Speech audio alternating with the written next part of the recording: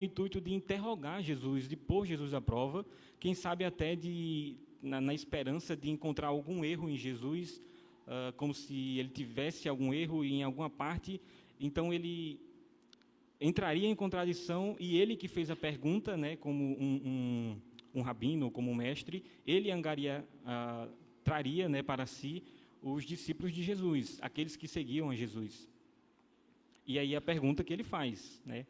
E disse-lhe: mestre, o que farei para herdar a vida eterna? É a pergunta mais relevante que a humanidade pode fazer, né, sobre a vida, né? Talvez o fundamento que ele faz, né, é o que eu faço, o que eu farei para herdar a vida eterna, talvez esteja errado, mas Jesus vai tratar ele de uma forma muito especial. Mas essa pergunta, ela é totalmente relevante, não só para o dia dele, também para nosso dia, né? Nós que conhecemos a Deus sabemos que a vida eterna, ela é o sinônimo da felicidade, que é o bem supremo que a gente tenta alcançar, né? Pelo menos as pessoas que não conhecem a Deus, elas tentam procurar a felicidade a qualquer custo. Os filósofos dessa época, epicuristas, estoicos, procuravam a felicidade. Então, o meu propósito é ser feliz, né? Por que eu trabalho? Por que eu passo por dificuldades? Porque eu espero que lá no futuro eu possa ter dinheiro, que eu possa estar em uma situação favorável, e aí então eu serei feliz, né? Por que é que eu como? Por que é que eu, no caso dos pecadores, daqueles que são depravados, por que é que eu gosto da prostituição, por que é que eu gosto da corrupção? Porque isso vai me proporcionar o maior prazer possível. E o homem, ele está em busca de felicidade. E esse homem que faz a pergunta a Cristo, sendo o intérprete da lei, não podemos esquecer que Deus se revelou a Israel, e o pecado dele é não reconhecer Cristo quando ele veio, que é o cumprimento final dessa revelação, mas eles tinham informações a mais que os gentios, do que essas pessoas que não conheciam a Deus, e ele sabia que a verdadeira felicidade é a vida eterna. A verdadeira felicidade é estar com Deus. Então, essa pergunta é totalmente válida. Talvez a sua intenção, né, de talvez humilhar a Cristo e achando que ele é que tem que fazer algo para alcançar isso, fosse errada, mas em si mesmo herdar a vida eterna é uma preocupação que todos nós devemos ter. E o texto prossegue no verso 26. Então Jesus lhe perguntou: o que está escrito na lei? Como interpretas? Ou seja, a palavra de Deus vai ter resposta para isso, né? Você não é um intérprete da lei, você não conhece a lei. Me diz aí o que é que você acha, o que é que a lei está dizendo sobre esse assunto. Verso 27, a isto ele respondeu: amarás o Senhor teu Deus de todo o teu coração, de toda a tua alma, de todas as tuas forças e de todo o teu entendimento, e amarás o teu próximo como a ti mesmo. Jesus já utilizou esse resumo que é feito, principalmente dos 10 mandamentos, mas de todas as outras leis do Antigo Testamento, que é feito também em Deuteronômio, capítulo 6, verso 5, falando sobre amar a Deus de todo o coração, toda a força, todo o entendimento, e Levíticos, capítulo 19, 18, fala sobre amar o próximo. Então, essas informações estão no Antigo Testamento. O próprio Jesus disse que essas informações estão corretas. O apóstolo Paulo também fala em Romanos que essa informação também está correta, né? Quando ele diz que não devemos dever nada a ninguém, exceto o amor ao próximo, e que isso é que vai resumir toda a lei. Porque, se nós pararmos para pensar, o amor a Deus, todas as outras leis estão contidas ali, né? Não ter outro Deus diante de mim. Se eu amo a Deus, eu não vou ter outro Deus diante de mim. Não vou fazer imagem de escultura, vou obedecer tudo aquilo que ele me disser. E amar o meu próximo também, as outras partes dos mandamentos, eu também vou obedecê-las dessa forma. Porque no momento que eu amo o meu próximo, eu não vou assassinar, não vou matá-lo, né? Porque eu amo. Eu não vou desejar aquilo que ele tem, não vou lhe roubar, não vou desejar a sua esposa, nem desejar aquilo que ele tem, também não vou mentir para ele, porque eu o amo. Então, esse é o resumo correto. E a resposta que Jesus dá a ele, né, respondeste bem, verso 28, respondeste corretamente, faze isto e viverás. Então, o problema desse homem não era um problema de teoria, né, não era um problema de ortodoxia, era um problema de prática, era um problema de não fazer aquilo que ele estava falando que está escrito na lei. Ou seja, ele conhecia aquilo que estava escrito na lei, e Jesus ele dá a chancela dizendo que ele respondeu corretamente. Isso não significa que, ao cumprir esses mandamentos, se é que é possível cumprir todos eles, e nós sabemos que nós não conseguiríamos, né?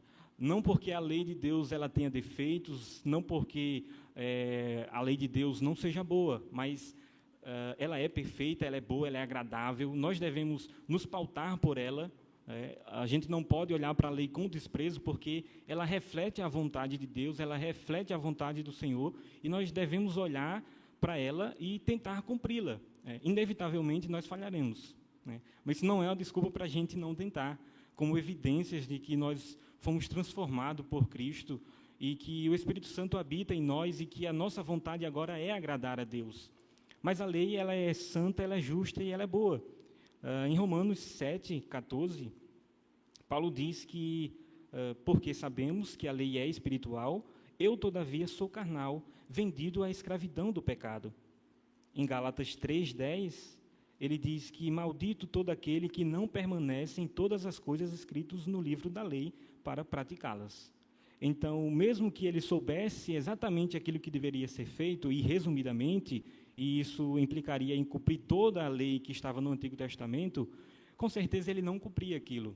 Mas Jesus disse, sua resposta está correta, agora vá lá e faça. Não é tão simples assim, vá lá e faça. Nós sabemos que, inevitavelmente, a gente irá falhar. E quando a gente falha, Tiago 2:10 diz que a gente é culpado de todos os outros aspectos da lei. Então, você cumpriu os 9, mas você falhou em um. Então, você se tornou culpado de todos os outros. Você é falho, você é pecador, você não merece o céu, você não merece a vida eterna.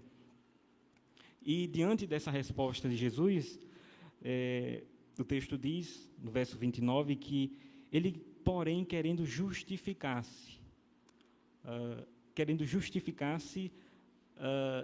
é uma mania do ser humano, é uma herança que a gente herdou desde Adão lá do Éden, que nós olhamos e pensamos, bem, realmente eu não estou fazendo, mas eu não estou fazendo porque não é fácil, porque ninguém consegue fazer, afinal, nós somos falhos, nós temos erros, nós somos humanos, então, é por isso que eu fiz, né? Eu não sou divino, eu sou de carne, querendo justificar-se.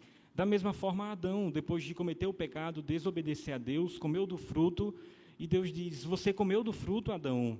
Ele disse, Senhor, eu comi sim, mas foi a mulher que o Senhor me deu. Ou seja, ele estava querendo justificar de alguma forma o seu ato, e não reconhecer plenamente que ele era culpado por aquilo que ele tinha acabado de fazer.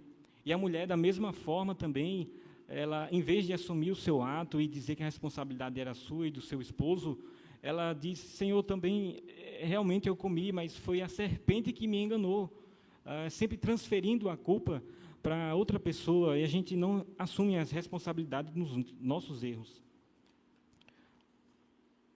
E ele queria justificar-se perguntando a Jesus quem era o próximo, né? Continuação do verso diz que ele perguntou a Jesus, e quem é o meu próximo?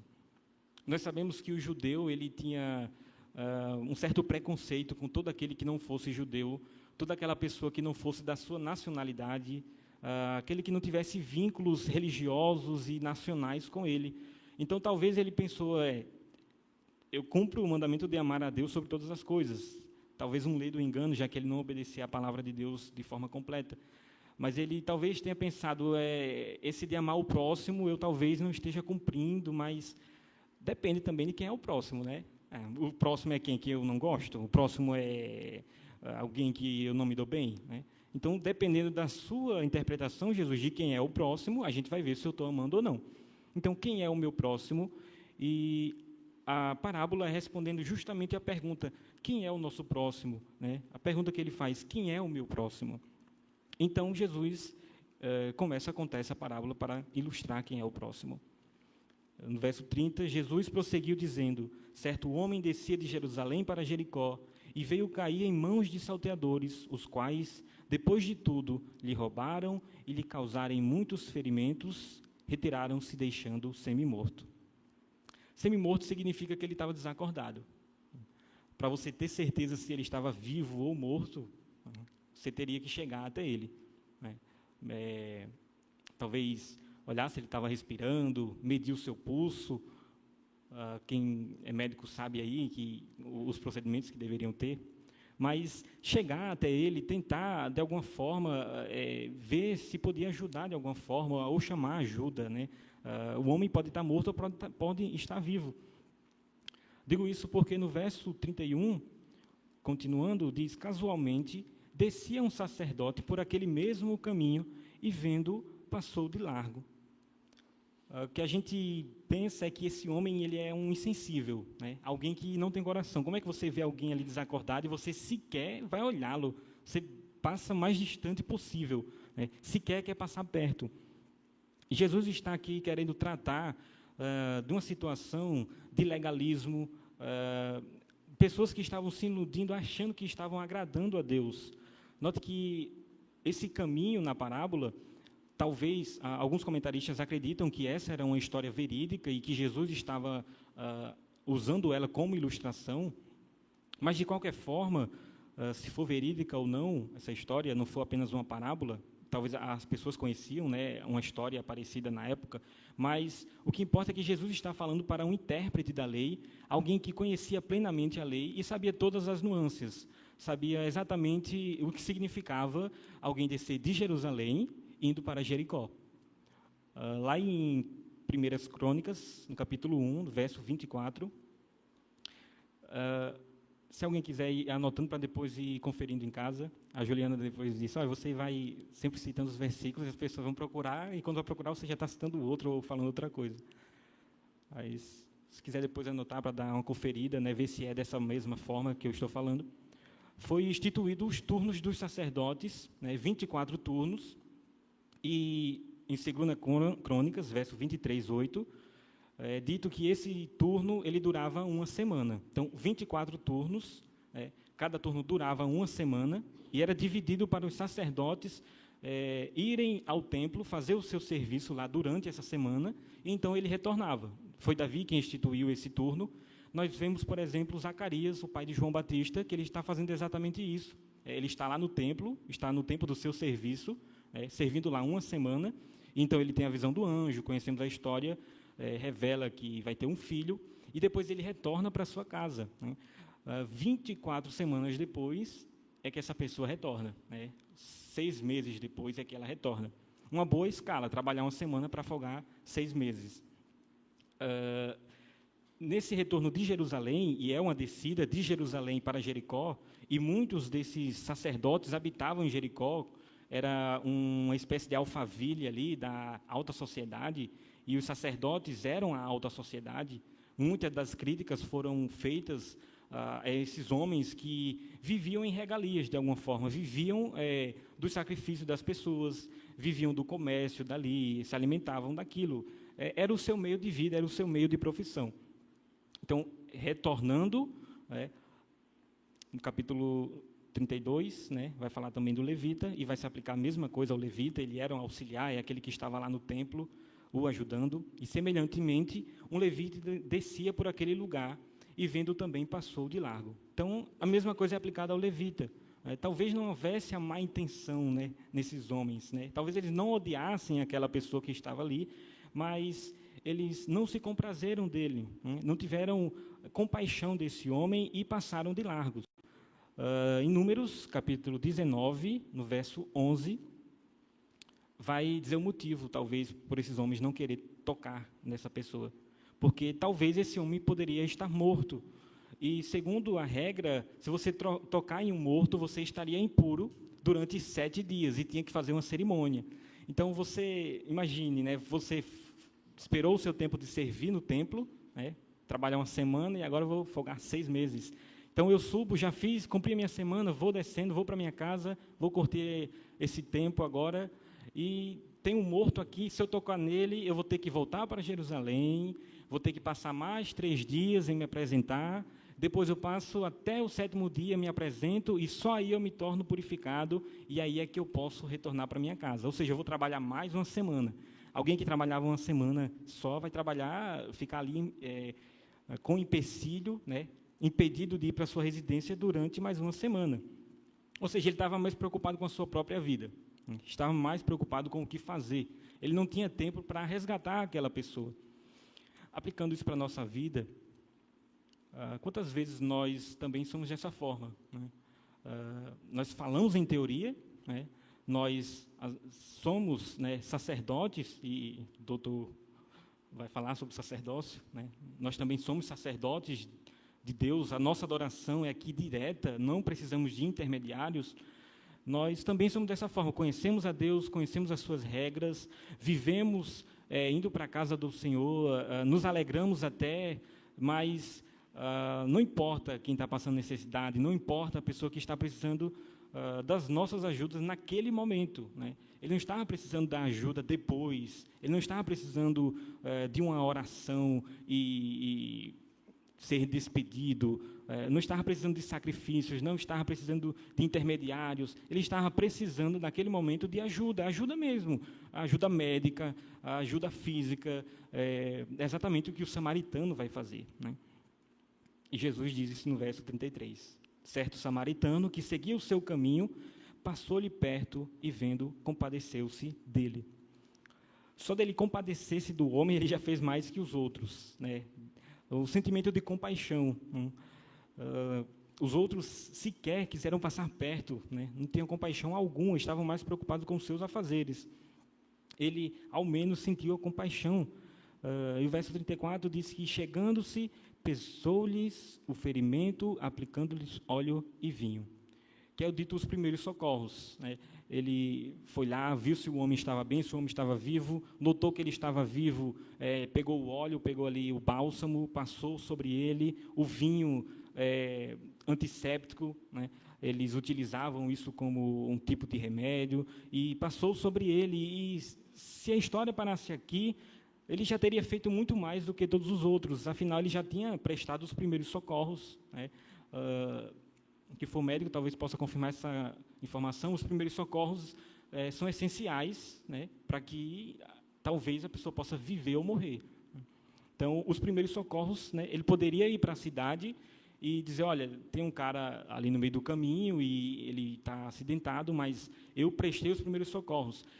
Não importava se esse homem vivesse ou morresse, ele ainda seria aplaudido, né? Ele ainda seria aplaudido porque as pessoas diriam, cara, parabéns, você viu um homem necessitado, prestou os primeiros socorros, e isso pode ser essencial para a vida dele, mesmo que ele não venha se recuperar, mas você fez a sua parte.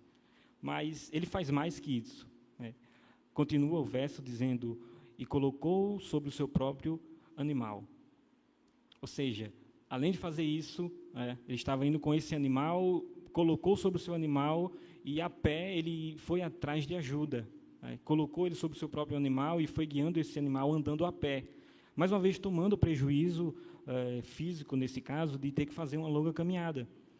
Continua o verso, e levou-o para uma hospedaria e tratou dele. Ele encontrou um abrigo e cuidou dele lá, talvez o alimentou, colocou em uma cama para que ele ficasse em repouso, deu outros tipos de remédio que houvesse na época. Então, há um comprometimento com esse homem, e note que até agora não há nenhum tipo de diálogo, não há tipo de nenhuma informação entre esses dois. Os comentaristas dizem que, para o entendimento mais completo desse texto, a gente deve levar em consideração que essa pessoa necessitada, esse homem que sofreu esse atentado dos ladrões, ele seja judeu, porque isso causaria mais impacto na informação quando Jesus disse que o homem que o ajudou, ele era samaritano. Nós conhecemos a história que judeus e samaritanos, eles não se davam bem, eles não se bicavam. Você queria xingar alguém, era chamar ele de samaritano. Inclusive, há uma passagem na Bíblia que fala que Jesus, ou ele era endemoniado, né, os fariseus falando, ou então ele é um samaritano, né? A comparação que eles faziam era dessa forma. Eles queriam ver qualquer coisa menos um samaritano, mas foi esse samaritano, e para um entendimento que esse homem ferido talvez fosse um judeu, né, ele não perguntou, não teve nem a oportunidade de perguntar nada a ele, não teve a oportunidade de conversar. O homem estava ferido, estava necessitando dele, e ele foi lá e ajudou. E continua o texto no verso 35. No dia seguinte, tirou 2 denários e o entregou ao hospedeiro, dizendo, cuida deste homem, e se alguma coisa gastares a mais, eu te indenizarei quando voltar. Além de tudo isso que ele fez, né, ele disse que se houvesse um gasto a mais, se esse homem necessitasse mais de alguma coisa, né, a gente pode incluir aqui algum remédio, passar mais tempo, né, ele deu os 2 denários para cuidar dele naquela situação que ele já estava. Os 2 denários daria para passar algumas semanas ali, né, com o tratamento, e ele disse que se tiver algum gasto a mais, eu ainda voltarei para esse lugar. Talvez ele fosse um comerciante que fazia sempre esse percurso, e por isso ele tinha essa confiança de dizer, olha, eu sempre estou passando por aqui, né? Então deixa esse homem, cuida dele, e o que ele precisar, ajuda ele. Se for comida, dá comida, se for remédio, dá remédio, se for médicos, que traga médicos para cuidar dele, porque na volta, você sabe, me conhece, na volta eu vou pagar. Ou seja, ele deu um cheque em branco e disse, cuida desse homem, o que importa para mim é salvar a vida desse homem. E esse homem, como eu falei, ele não conhece ele não tem intimidade com ele, não tem nenhum vínculo com essa pessoa, e mesmo assim, ele está tomando prejuízo financeiro, prejuízo de tempo, prejuízo físico, está tomando prejuízo de, talvez, ingratidão, tomando todos os tipos de prejuízo. Se ele realmente for um comerciante, ele talvez estivesse indo realizar as suas tarefas. Aí continuou o texto no verso 36. Qual destes 3 te parece ter sido o próximo do homem que caiu nas mãos dos salteadores? Note que Jesus ele inverte a pergunta. A pergunta que o homem fez a Cristo, a pergunta que o intérprete, o mestre da lei fez a Cristo foi, quem é o meu próximo?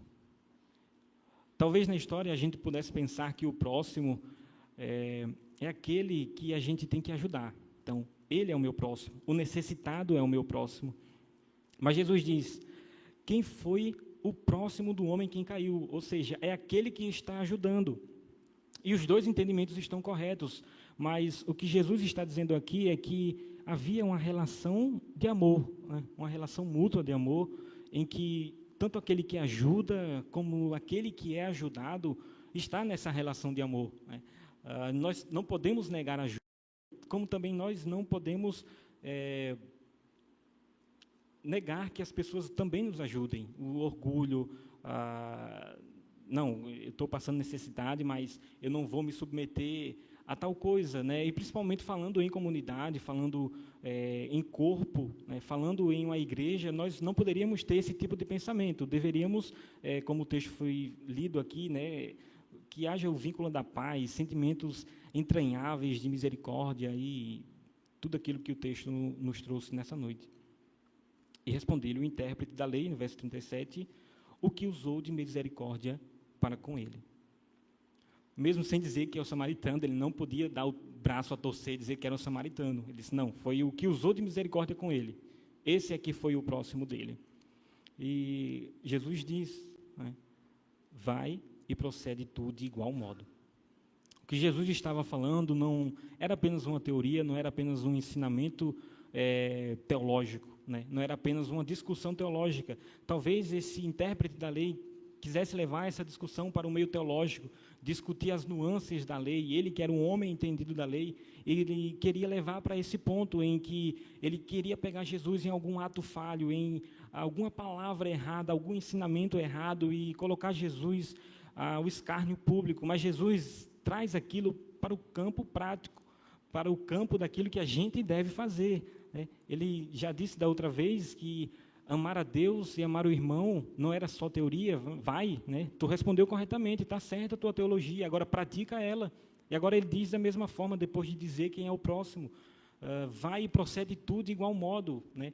Jesus tinha preparado uma bomba relógio e agora ele explodiu diante desse homem, e esse homem não podia falar mais nada diante de Cristo, porque ele mesmo concordou que o próximo é aquele que ajuda, o próximo é aquele que é ajudado, independente de qual religião ele seja, independente de que partido ele faça parte, independente de qual seja o seu posicionamento político, da sua relação na sociedade, de graus de amizade que a gente possa ter. Porque é muito fácil a gente fazer o bem a quem a gente ama. É muito fácil a gente amar quem a gente já ama, né? há esforço nenhum para a gente amar quem a gente já ama. E fazendo já a aplicação, né, já indo para o final, nós podemos fazer essas 4 aplicações. Primeira, né, a relação com o próximo é de amor, porque quem não ama não conhece a Deus, e isso não é negociável. Em 1 João, nós, independente se ele é cristão ou não, mas ele está sujeito às mesmas falhas, às mesmas paixões. Nós entendemos a sua natureza porque nós também somos pecadores, entendemos a sua ira, entendemos a sua vergonha, entendemos o nervosismo, entendemos o amor, os momentos em que passamos por dificuldades. Mas quando é na nossa vez, quando é no momento em que a gente está em uma posição ou de julgamento, ou um momento em que a gente pode exercer alguma autoridade sobre aquela pessoa, a gente esquece que também somos sujeitos à mesma coisa que aquela pessoa está sujeita. É misericórdia para mim e justiça para ele. Misericórdia para mim porque eu me arrependi do meu pecado, mas justiça para ele porque ele é um pecador miserável e merece o inferno. Outro ponto é que a religiosidade, ela dá a aparência que estamos agradando a Deus. Nesse caso da parábola, Jesus utilizou propositadamente a figura do sacerdote e do levita, que eram justamente as pessoas que estavam no altar, estavam oferecendo sacrifícios a Deus, estavam responsáveis pela adoração, estavam ali diante de Deus oferecendo sacrifícios, eram para ser o exemplo da sociedade. Talvez um leigo pudesse ser desculpado, talvez alguém que não conhecia Deus pudesse ser desculpado por não auxiliar aquele homem, né? Vai dizer que ele não tinha compaixão, mas talvez a justificativa de que ele não conhecia Deus pudesse até colar. Capítulo 6, verso 6, diz: pois misericórdia quero e não sacrifício, e o conhecimento de Deus mais do que holocaustos. Deus não estava preocupado em que os homens fizessem serviços de holocausto. Deus não estava preocupado em que aqueles homens, aplicando para a nossa vida aqui, fossem para os cultos todos os domingos ou todos os dias da semana, ou que tivessem uma rotina diária de leitura bíblica, de oração, de comunhão aparente na igreja, né, conversando só apenas com aqueles que lhe aprazem, conversando com aqueles apenas que são do seu círculo, mas ele veio para que a gente se compadecesse de outros pecadores igual a nós, outros pecadores que não conhecem o Evangelho, e não só nessa relação do pecado, mas também compadecesse dele com ajuda financeira mesmo, com ajuda física mesmo, em auxiliá-lo. E o terceiro ponto não devemos amar só aquele que gostamos, mas também os inimigos.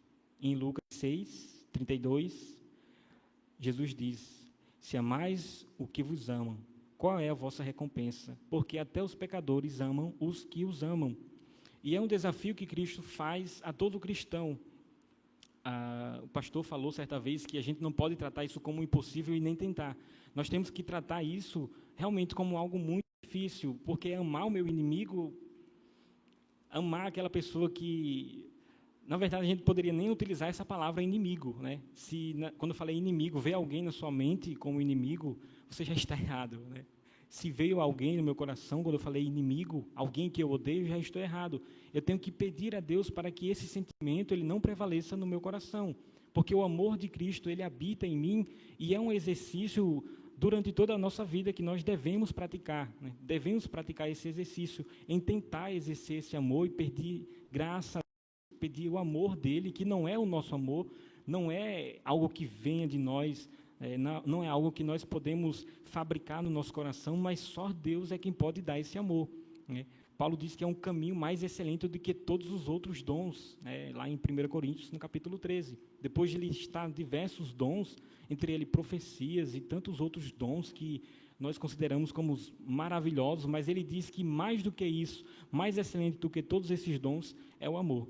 É aquilo que nos une, e é um amor que não flui do nosso coração, mas é um amor que é dado por Deus, porque Ele nos amou primeiro, e Ele requer que a gente também ame o nosso próximo. E por fim, o último ponto, o contrário de amor não é ódio, e sim indiferença. Nós podemos achar que por não odiar alguém, talvez quando eu falei em ódio e em inimizade, não veio ninguém no seu coração, E graças a Deus por isso, tomara que realmente não tenha vindo, né? O cristão não deve ter inimigos, né? O único inimigo que ele deve ter é o pecado, né? A sua luta é contra a carne, não contra as pessoas, é contra o pecado. Mas mesmo que você não odeie alguém, mesmo que não tenha raiva, mesmo que no seu coração não tenha vindo a raiva quando eu falei isso, mas a indiferença, ela mostra que ela é o contrário do amor. Esses homens não tinham motivo algum para odiar aquele homem que estava ali passando por necessidade. Eles apenas olharam para ele, não se compadeceram e foram embora. Jesus diz, né, quem foi que amou a ele? Né? Quem foi o próximo desse homem? Quantas vezes também nós, dessa forma, né? Nós não estamos odiando ninguém, não estamos praticando nada de inconveniente contra ninguém, não temos inimigos. Pense numa pessoa que não tem inimigos, sou eu. Você pode pensar assim, eu posso pensar dessa forma. Não tenho inimizade com ninguém, gosto de todo mundo e todo mundo gosta de mim. No entanto, a indiferença, a falta de amor, quando vê o necessitado passando necessidade, tendo condições de ajudar, tendo a condição de ir socorrê-lo, de ir ao auxílio daquela pessoa, você não vai. Então, você está faltando amor, está descumprindo um dos mandamentos de Cristo. Em Tiago, no capítulo 4, no verso 17, diz: porquanto aquele que sabe o que deve fazer o bem e não faz, nisso está pecando. Quando nós sabemos o que nós devemos fazer, e uma coisa que não falta é coisa para a gente fazer, nós não temos a desculpa de dizer, tá bom, eu quero ajudar, eu quero servir, mas aonde? Em todo lugar, em todo momento e o tempo todo. O que não faltam são pessoas necessitadas, o que não faltam são pessoas necessitando de ajuda, necessitando de amor, necessitando de uma palavra amiga. E nós, como cristãos, que valorizamos a salvação pela graça e não por obras, mas sabemos que há essa relação muito estreita e uma dependendo da outra, as obras dependendo da graça e da nossa salvação, para que a gente as pratique, acabamos deixando ela de lado e relegando e dizendo que não tem tanta importância, né? Se pensamos dessa forma, estamos equivocados, porque há importância, sim, como a demonstração, como o fruto daquilo que Deus fez no nosso coração.